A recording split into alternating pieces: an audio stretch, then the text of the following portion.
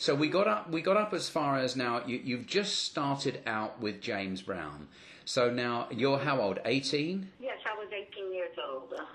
And it's like you've landed already at the top of anyone's career. Yeah, it was just like I said, it was just totally mind blowing because at 18 years old, I realized that okay, I'm really going to become a singer in life, because here I am now with James Brown, the Godfather of the Soul. At that time he was called Mr. Dynamite, Mr. Please, Please, Please. He's Soul Brother #1, and it was just.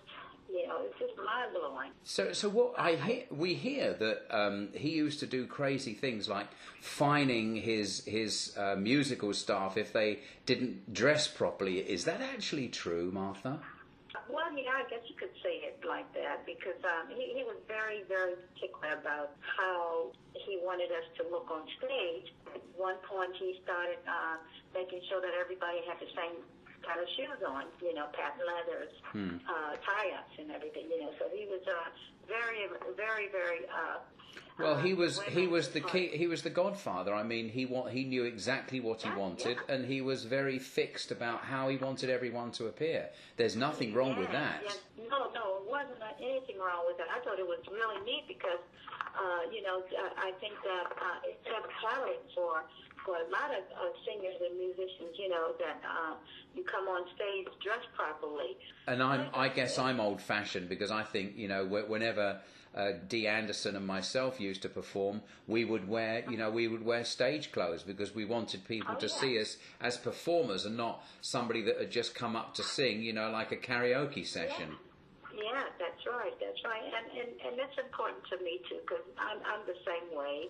And whatever band I work with, I'm very particular about them wearing, something very decent on stage. And, I think it makes the audience feel more like they're actually at a concert, to see a concert or a show, or to be entertained. I totally agree. Yeah, and it is a presence. The really great performers, they put everything into it. Oh yeah, for sure. Yeah, Mr. Brown was definitely into that, and I thought it was great, and being a part of that, and dressing up every day. And each night he would tell us what he wanted us to put on, and most of the time he would coincide with whatever he's wearing. Maybe like 10 years or more, I sang alone. I didn't have anyone to sing with me, so I could wear what I wanted to wear. As a matter of fact, I was paying for my own gowns then. Oh, you wish sometimes, Martha, I bet you wished, I wish he had a simple taste. This is costing me a fortune. Oh, my goodness. Oh, I'm sorry. Yeah, it was like, Miss High, you'll be all right, Yeah. And I just said, well, I believe, Martha, that's what separates some of the truly great people. It's the attention to detail. It's the thinking about the complete show rather than just getting up there in a pair of blue jeans and an old T-shirt, sometimes ripped, and expecting to do a killer performance. It's nice to be well enough known to get away with that, but it takes something away from the effect of the show, don't you think? They'd rather see you in proper dress wear. Yeah. Now, did you travel abroad very much with him? Oh, yes. As long as I was with him, I think each year we were abroad, different places. I go to Africa with him when we did the concert for the Muhammad Ali and George Fraser flight. Yeah. I remember the fight. I watched it on television. I was at boarding school in England, and I watched it on black and white television. It was fantastic. Yes. Because when I first joined him, we actually traveled at least 300, maybe 340 days of the year. How did you keep your sanity, Martha? Well, I think just by being excited and knowing I was with James Brown, and also watching him on stage. When I was on stage with him, I was mesmerized as well, even though I was in the background. But I was still one of his biggest fans, Yes. And to watch him move the way that he did was just unbelievable. Yeah. It was unbelievable. unbelievable. And I was thrilled and awed, you know, and so that gave me energy, you know, to want to keep up with him. Here's a man that's much older than I am, and I'm 18 years old, and I'm trying to keep up with him, you know. I did have the pleasure to teach him a couple of moves, you know. Now that would be a pleasure, standing there teaching James Brown some dance moves. Yeah. He was really amazed about the dance called the Boogaloo, and he wanted to know how. Is this how you gotta teach me how to do that dance? How you doing it? So it was just like a real jerky move, but he loved it. And then when he learned it, he put his own thing to it, and it was just like, wow. Yeah. Which of the songs that you performed with him stands out to you as the one that used to excite you the most, Martha? I loved Prisoner of Love and a song called Bewildered. Okay. One of my favourites that they played over here on an advert is It's a Man's World. Oh yeah, that was beautiful. That really was good. Prisoner of Love, he used to fall on his knees. I even done that on one of my songs. I started doing on my show. It was a slow song, and I was able to add that on the end of the song. Of course, I didn't fall on my knees, but... Isn't that so? So that's your ongoing tribute to James Brown. You do that in your performance now.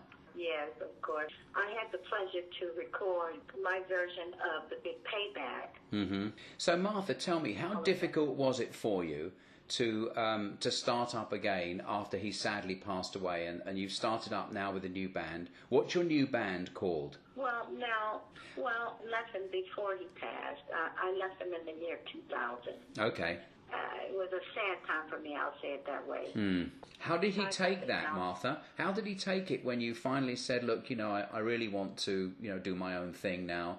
Well, actually, I actually left him without telling him that I was leaving. I really wanted to, I just felt like, okay, I can only sing for James Brown. I had never, 30-some years that I had been with him, I never sang with anyone else. I started creating my own music and writing my own songs and everything, and I really wanted to have the chance to see if I could perform myself without Mr. Brown. But what I do is I work with different bands in Europe. There is a band in Paris that I work with. They're called the Filmies.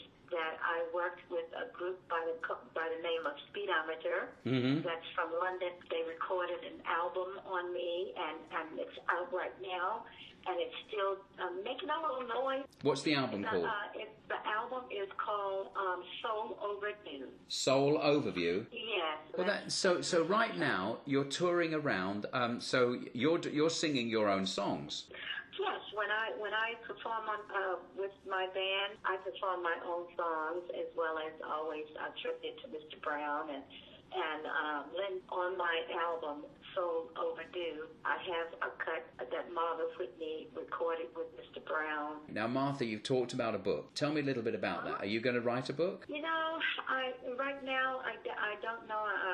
I'm not decided. I haven't decided because at the moment there's so many people who have written books about him. But it's a book about you. But you've got enough of your own story and where it touches with him and how you moved on. I think your story is fantastic, Martha. I think the people that you've met along the way, it's incredible. I kind of think it would be too. Well, now I'm going to the second edition of my book called One of a Kind is coming out very soon, and I'm going to send you a copy signed, and it's really about overcoming, bad things that happen in your life and making it through. And it motivates people, and that's where I think you can do, Martha. You can motivate people, through your own life. And we're going to keep in touch. And I absolutely want to know when you're playing in Chicago or anywhere near me, because I'm going to come up and we're going to meet again at one of your gigs. Okay, that sounds great. It was really a pleasure meeting you and talking with you and everything. I'm looking forward to your book. Very happy that I met you. And me too. It's been an absolute thrill to hear you and talk with you and learn about all the things that you've done. Well, sadly, we had to terminate the interview, but as you can hear, what a lovely, lovely lady and what a gifted performer.